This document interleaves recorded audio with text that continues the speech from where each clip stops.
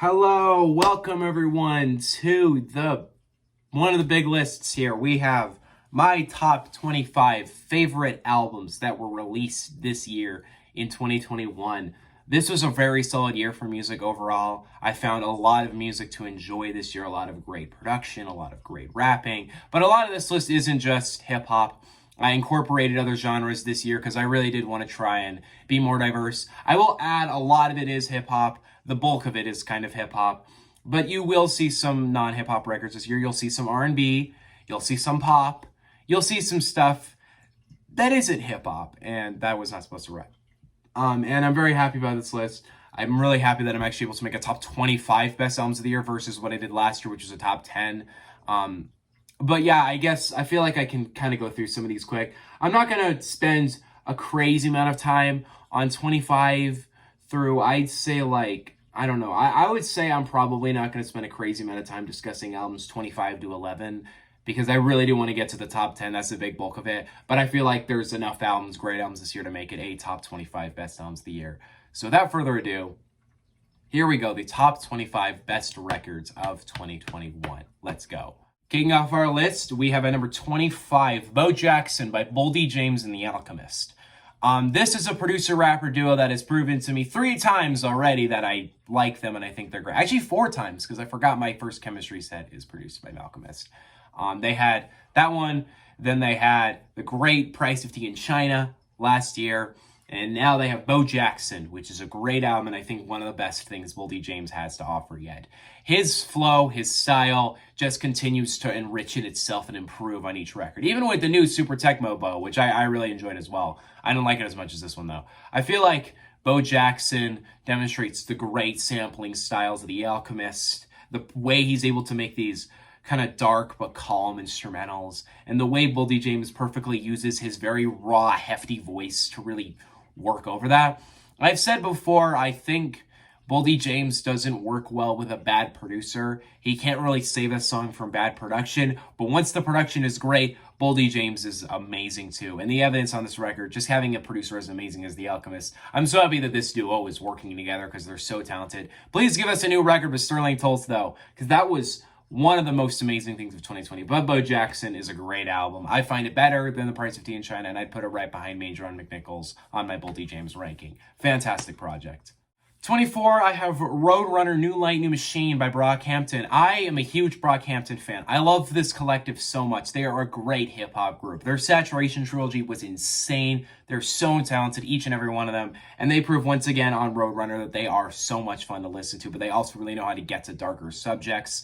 The album often feels kind of like it's teasing to something really big coming up for them, which I'm very excited for. I think they're dropping a new album next year, and I'm really hyped for it. Roadrunner New Light, New Machine has great features, production, styles, lyricism. Sometimes it kind of even goes in the lane of being a pop record, but other times it really sticks to hip-hop. And even has some of my favorite hip-hop tracks of the year. One in particular that will be very high in my favorite songs of the year. You might know what the song is, but it is one of the greatest songs I think I've heard in recent times of any genre. It's incredible. Overall, Roadrunner New Line of Machine is evidence that this is a phenomenal hip-hop collective. They're still putting out great music, and I can't wait for what I got next. 23, I have Death and the Magician by DJ Muggs and Rome Streets. This, to me, was my Alfredo this year, because I didn't really get a project in the lane of Alfredo other than this. It feels like, in his lane of Alfredo, it feels like a producer and a rapper for like 30 minutes straight, just giving it their all and just killing every single track. DJ Muggs kills it with the production, showing that he's a very talented producer. And I never had heard Rome Streets before this, but man, he's talented. His flow and his lyricism is proof that it feels like he's trying to rap for The Last Stand, or he's trying to just murder every single track, just kill every single track. And it is so much fun to sit through. I overall find this to be just one of the most enjoyable pieces of hip-hop this year. Phenomenal lyricism and flows, and great production. Please check it out. It is short, but sweet and awesome. Next at 22, I have what is technically more of a compilation record than it is a full-on album, but I think it should count. I have The Lockdown Sessions by Elton John. See, I told you there's some non-hip-hop here. I really appreciate a record like this. I really appreciate Elton John's like commitment, because we all know Elton John is one of the biggest blessings we've ever received in music. His voice, as a piano player, and as like even the way he sings, it's all so incredible. And he's had one of the best catalogs in music. And in this album, he basically spends the entire runtime bringing up newer artists and basically collaborating with other people, and I love it so much. It's so much fun. You get the talents of people like Nicki Minaj and Young Thug, and you even get people like Dua Lipa, Stevie fucking Wonder, Charlie Puth. There is so much talent that is packed into this album, and a lot of the songs were released before it, but I overall find it to be so much fun to hear Elton John collaborate with other faces and not basically dedicate the entire runtime to himself. I love it. I think it's evidence that Elton John is just way too talented. 21 took a minute to grow on me, but I've decided it's one of the best albums of the year. I have Hitler Wears Hermes 8 Side B by West Side Gun. My favorite Griselda album this year, and honestly, I think probably the best thing West Side Gun's ever dropped. Because I feel like no other project from his has this much collectiveness to it, this much cult and rawness to it. It is such a cold record, and I love it. It feels so raw and real, and all of the features, man. The feature list on this album is fucking crazy. Like, there are so many people on this album that are just amazing on it. And all the performances add to this nature of just the darkness of this record. And I just find it so much fun.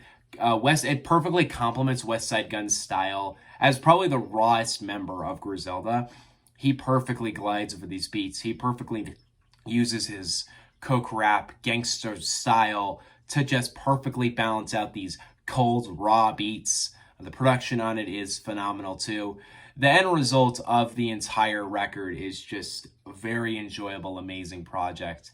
And it's huge, it's big, and it's honestly kind of the Donda of the underground world. I find it to be fantastic overall. At number 20, I have the Melodic Blue by Baby Keem. I wasn't really crazy about Baby Keem before this year, but man, oh man, he proved to me how talented he was on this project. He basically gave the perfect debut album here. He perfectly showed the world his lyricism, his style, his energy. He even on this project goes on a song with Kendrick Lamar twice and does not get washed either time. He proves on this album how talented he is in terms of his flows and his lyricism and the way he constructs songs. He's also just very catchy too. Creates so many catchy, fun songs. It's a perfect debut album to me because it's great. It shows his talents, but it doesn't complete him. There is more to come from Baby Keem. And I feel like in terms of strong debut albums, I think this is one of the strongest in recent years. And I am very excited to watch Baby Keem's career unfold because I feel like he could absolutely have one of the best catalogs in hip-hop if he really, really commits and puts out something great next. Please do better than Roddy Ricch. Please, please, please, I beg of you, please.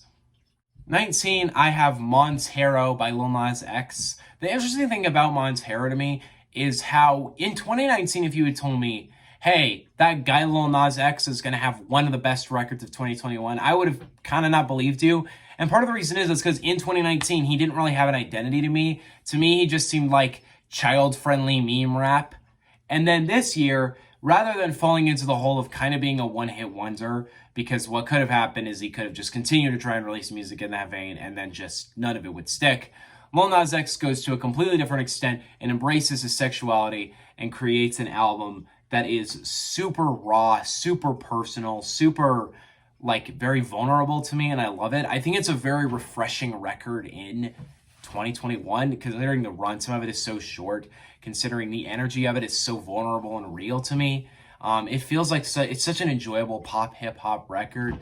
Lil Nas X has great energy, and it proves he's just such an enjoyable figure in rap music right now. And I think it's really healthy to have someone like Lil Nas X, who's so different from other rappers, to come in and create a record like this. Because hip-hop still has this, in the words of Kid Cudi, this cloud of homophobia around it, and it's really satisfying watching a record like this great come out of it. And I just love Lil Nas X, and I think he killed it across this album.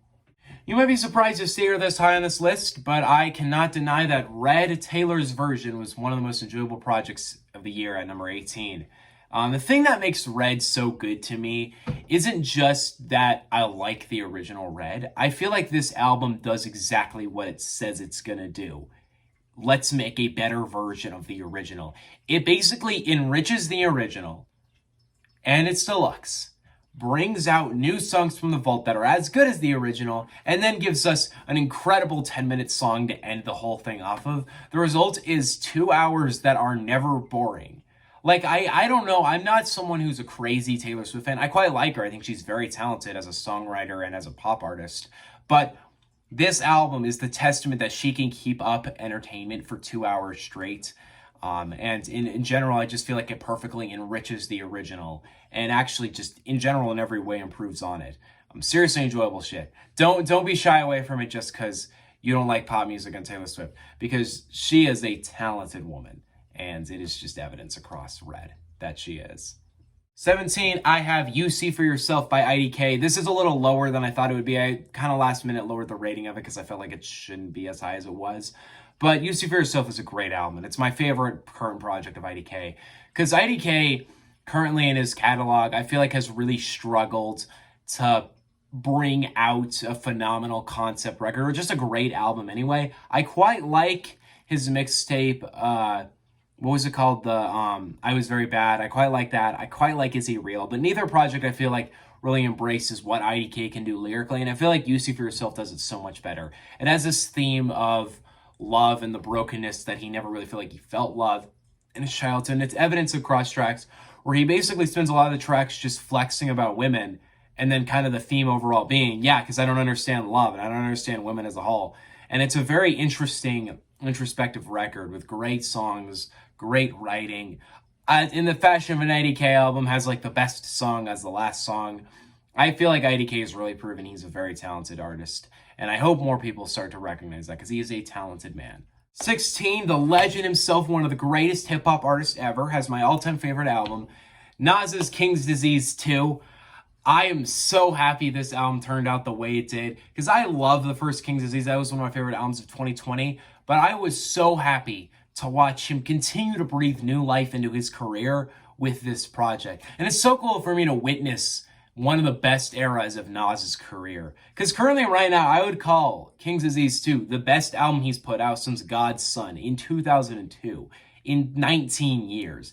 It is so well put together, and it often feels like a grandpa kind of telling his opinions and stories on him. It feels like the grandpa of hip-hop giving us his stories and his reflections on hip-hop. You have tracks like Death Row East where he tells the story of Tupac and Biggie and his feud with them and how they passed away and how tragic it was. You have tracks where he brings together legends that have not been together in years. He finally brought together Eminem and himself. He finally got another song with Miss Lauryn Hill. He made Miss Lauryn Hill come out the closet for this record. Great songs across, great production. It's creative, it's fun, and it's evidence that Nas has a very promising catalog in front of him. 15, Mood Valiant by Hiatus Kaiyote. This is a group of beautiful neo-soul artists who have been on my radar for a while, and they took 5 years off and they finally released their third album this year, and it is great. It feels so colorful, it feels so lively, it feels so enriched. It is a group of amazing musicians just basically working it all, giving it their all to create a great album overall. I feel like what makes this album just so lovely to me, though, is I feel like it's just the shortness, but the colorfulness of it. It really feels just very deep and vibrant. And it's one of the things I love so much about Hiatus Kaiyote's music. They really have really deeply layered music, and it's very Napalm's writing and lyrics and her singing perfectly fits over it. Highly check it out. It's not the most mainstream stuff, but it is great, and it's evidence that neo soul has a very promising future with a group like this at its home. It is a great album. Number 14 is the biggest surprise. Actually, number 14 and 13 are both really big surprises to me. 14, I have From Me to You by Quedeca. If you had told me at the beginning of this year, Quedeca will have one of the best albums of 2021, I would never have believed you, but he did. He really gave a passionate, great album with very creative and enjoyable production across it that perfectly breaks, I think, open the shell that Quedeca stuck in of YouTube rapper. it feels so much bigger than that. It's such a larger than life album, and the production and the emotion elicited from it is great. He perfectly brings out what I think he should be bringing out. It proves he's not just some fast white kid on YouTube that's riggedy rap, lyrical, miracle, spiritual. It proves that he is a talented man in his vocal range, in his production, in his style, and I can't wait for a second or another album from him, because From Me to You is just evidence he is a beyond a talented man, and I never knew that until I listened to it, but it is a great album. Please check it out. Do not be pushed away because it is YouTube rap, because it is great overall. 13 is a soundtrack, but it deserves to be here. I have Inside by Bo Burnham. I'm kind of going to just review the entire project Inside, including the Netflix special, because I'm going to say it's, do not listen to the album before the Netflix special. Watch the Netflix special, then listen to the album, because they coincide with one another. Inside is such a creative idea. The creative idea of locking yourself in a room and creating your comedy special, kind of musical in there. The album is so interesting to me because you get to kind of hear his breakdown. Like, at the beginning, he's talking about cultural differences, stereotypes, the brokenness of the world. But as it goes deeper and deeper, it starts to be more about himself and how he feels and how awful the situation he's currently in. And it's just a very fitting project for quarantine. And I really think it's an interesting way to take the pandemic and flip it into great art as well. Not just like what Elton John did, where he recorded great music throughout the pandemic. No, creating an album where you dedicate the runtime to like actually going through the pandemic and the breakdown and the mental pain that was the pandemic. It's just a shockingly great album.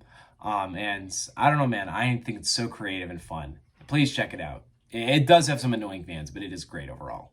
12, LP by JPEG Mafia. Every single time Peggy comes out with a new record, he proves he gets better and better and better. I don't like it more than All My Heroes Are Cornballs, but it is amazing.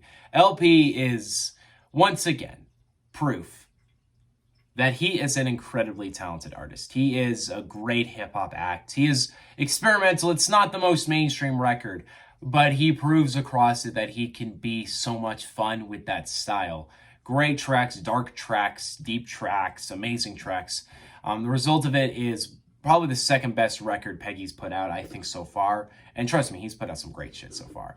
I guess my biggest thing with this record is I just enjoy Peggy's very intense flow as well. As a producer, he's phenomenal, but he's able to just tear apart these beats with his flow. And yeah, his fan base is one of the most annoying things ever created. I think as an artist, he deserves to be recognized beyond that, because he proves, once again, JPEG Mafia is probably one of the most talented men we've seen in recent years, and easily a very refreshing piece of hip-hop music. 11, I have the album I didn't get to review that came out recently, so I didn't decide not to review it, and I would just talk about it here. I have Keys by Alicia Keys. I love the concept of this record. The first half of the album, it's like one album split up into two different versions of that album. First version is like this more piano, beautiful version of it. And then you have the unlocked version where she kind of enriches the songs and makes them kind of futuristic almost. The result is an hour and a half where you basically get to listen to great music, and then that music made even greater. The result of it is just an incredible piece of Alicia Keys' catalog, and in my opinion, probably like my favorite album she's put out since Songs in A Minor.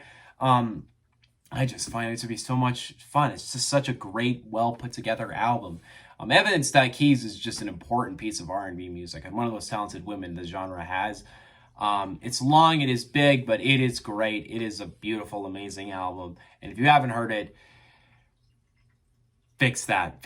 I know it might look daunting. It's long. It's an artist you maybe didn't hear of for some reason. Yeah, I posted a poll the other day, asked if I should review it, and someone said they didn't know who she was. What? But please check it out. It is great. It is an amazing album. Top 10. This is my 10 favorite albums of the year. All of these are great. All of these, I think, crack my top 100 favorite albums. A couple of them have been added, though, since the list actually came out. So, bear with that. Number 100. Number 10. Fucking hell. The Off Season by J. Cole. I was so hopeful we'd get a new J. Cole project this year. And we did. We finally did. J. Cole comes with the Off Season here. And he proves for about 38 minutes how talented of a face he is in hip-hop. He brings us my favorite record from him since For Your Eyes Only.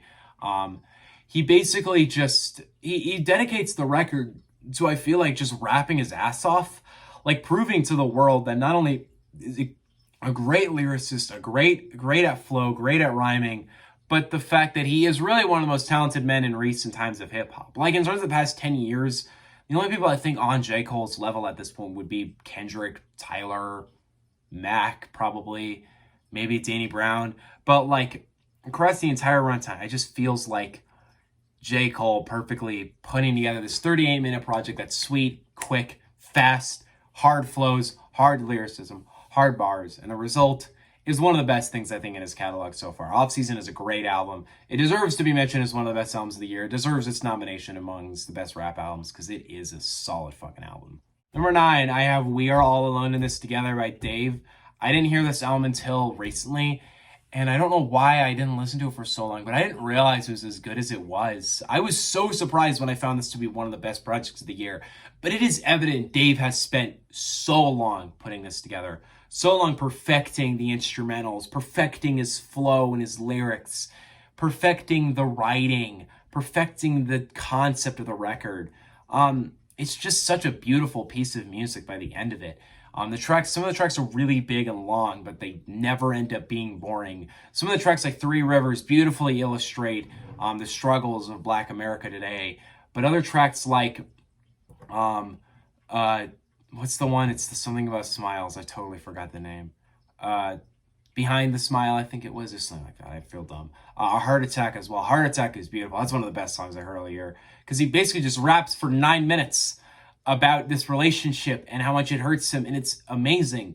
It is such a good album. It is so well put together, and it is evidence that come on, guys, we cannot sleep on the British rap side right now. They're doing it better than the American side, honestly, if we're being very honest. And number 8 is even more evidence of that idea. Man, Sometimes I Might Be Introverted is at number 8 by Lil Simps. I feel like this album could have gone higher. I feel like, I don't know. I think I like this. I like it. Wow. This was the wake up for me to realize, okay, British rap is doing it as good as American rap right now. The way that Little Simps constructed this record, it's unbelievable. It is evidence that she absolutely spent years on this record. I mean, years. An album this well put together is not done in a minute. The tracks are very orchestral, very larger than life. Have their choirs in the back. They have even kind of like some, like they even have like an orchestra in the back. And the result is just like amazing. Obviously, the writing and the grandness of the record is there too. It's a very large album. It feels like it's very much tackling these large ideas of racism, poverty, etc. The result is Little Simps, one of the most talented women hip hop has ever seen, without question. And she proves on this record that she can kill it for an hour. I highly recommend it. It's a big album. It might take a few listens to really get on you, but it is an incredible piece of hip hop music, and I'm very, very, very impressed by how well it turned out. Number 7, I have Exodus by DMX. It's not going to make it on a lot of lists. It was really slept on, but I so want people to check this album out because I think it's the best posthumous record we could have gotten from DMX. His label doesn't disrespect his legacy here. I mean, the album was supposedly finished during his life, but that's kind of what makes it so beautiful to me.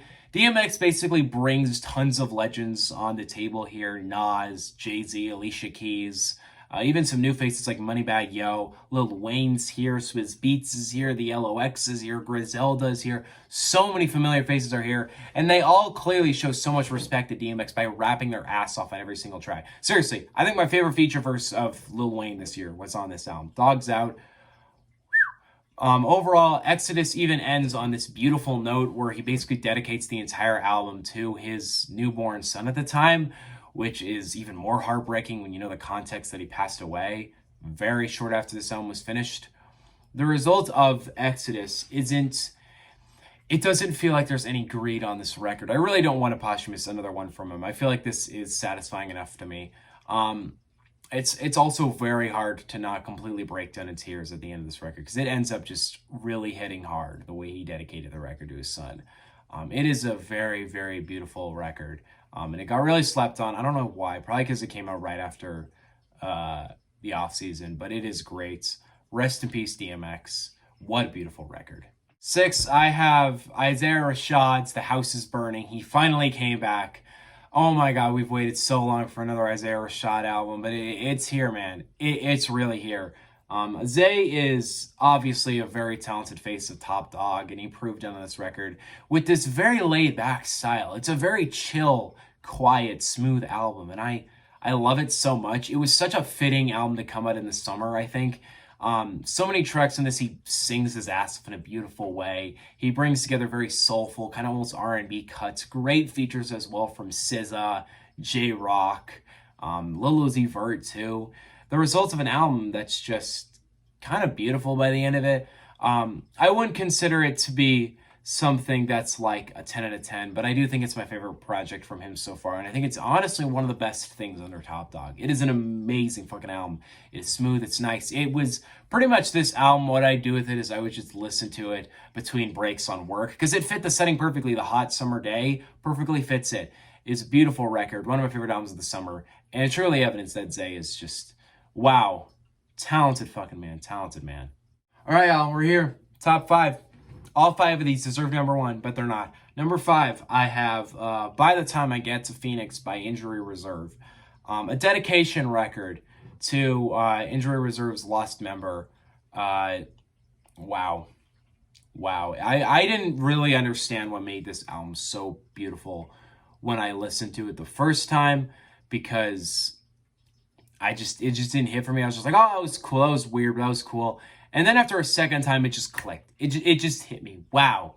They really put something heartfelt here. They really put something that's heartbreaking overall here. It's so well produced, and it's evidence that I do really like experimental hip hop, because the way I dislike Death Grips made me think I really don't like experimental hip hop. No. I think I like it. I just don't like Death Grips, and Death Grips isn't good.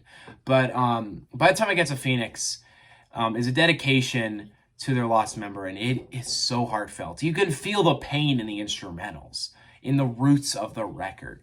It hurts so much at some points because the way the records feel hopeless and broken, and I don't even know how you make a record this good. Seriously, it is a beautiful album.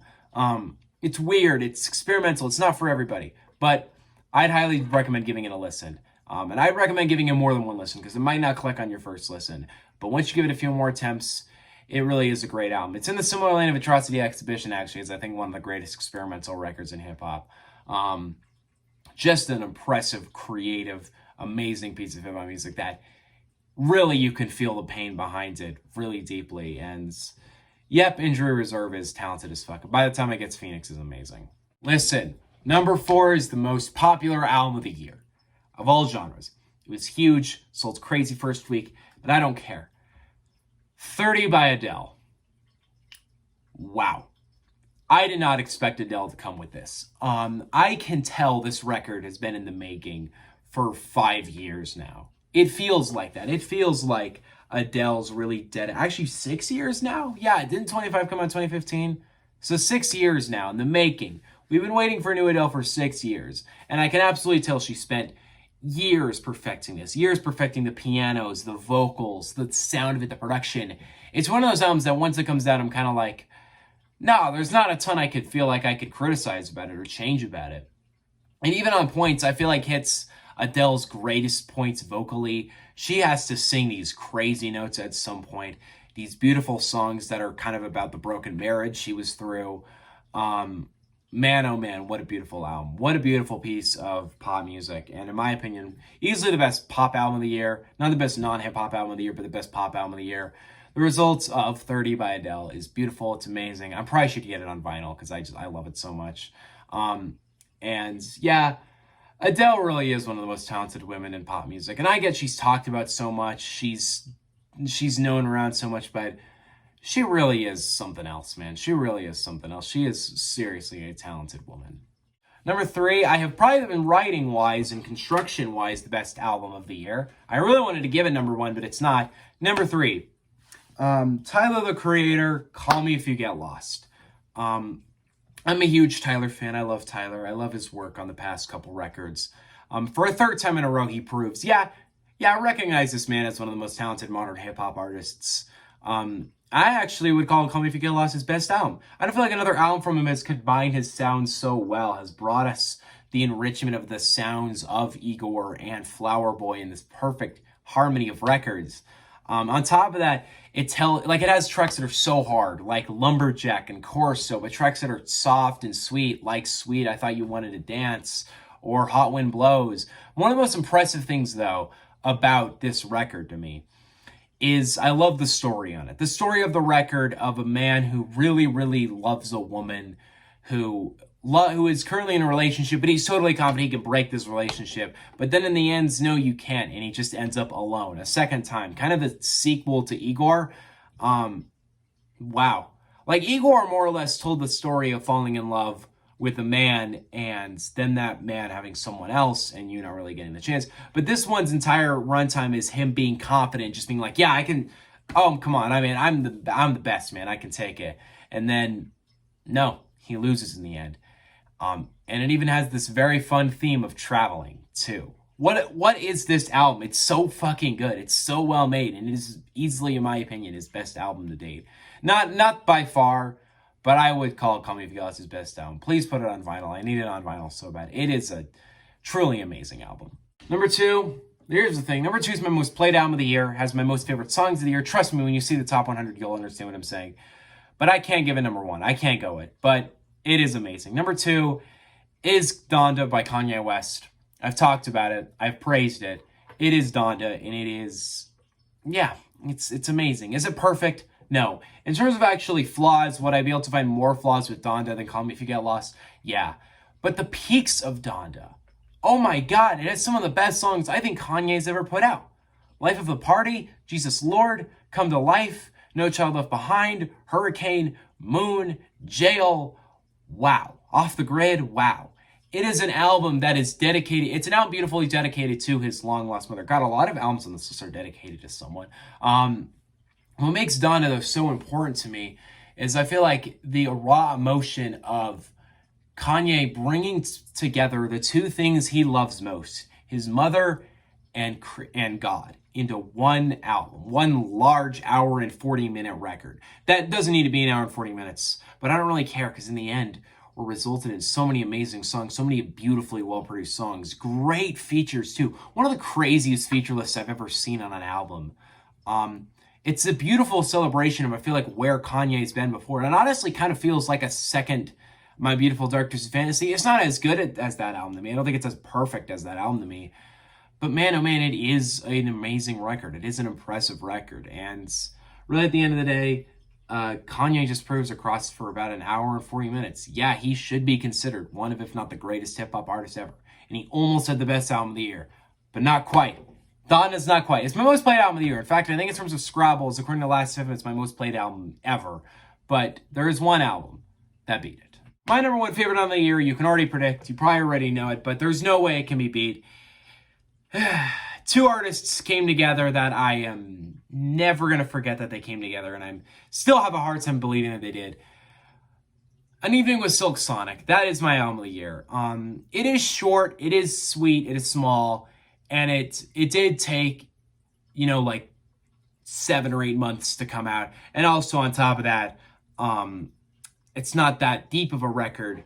But when you get down to how well put together the record is, man, oh man. Because when you have the talents of 2 people like Anderson .Paak and Bruno Mars, you're going to give me one of the most enjoyable listens I've ever had. Because these two know how to work with one another. Anderson .Paak's smoothness and his style is perfect. And Bruno Mars' vocal range is insane.